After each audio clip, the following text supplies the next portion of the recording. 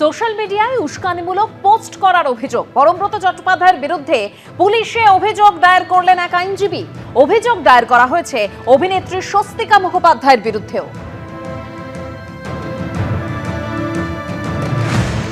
আর কোন পোস্টের পরিপ্রেক্ষিতে এই পদক্ষেপ? 2021 সালের বিধানসভা নির্বাচনের ফল ঘোষণার দিন আজ বিশ্বর অগ্রণী দিবস ঘোষিত হোক বলে সোশ্যাল মিডিয়ায় পোস্ট করেছিলেন পরমব্রত চট্টোপাধ্যায়। পোস্টে অভিনেত্রী স্বস্তিকা মুখোপাধ্যায় কমেন্ট করেছিলেন, হোক হোক।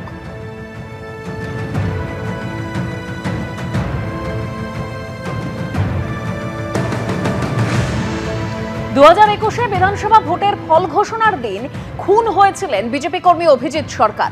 এই পোস্টে ভোট পরবর্তী সন্ত্রাসে উস্কানি দেওয়া হয়েছে বলে গড়িয়াহাট থানায় অভিযোগ জানিয়েছেন আইনজীবী জয়দীপ সেন।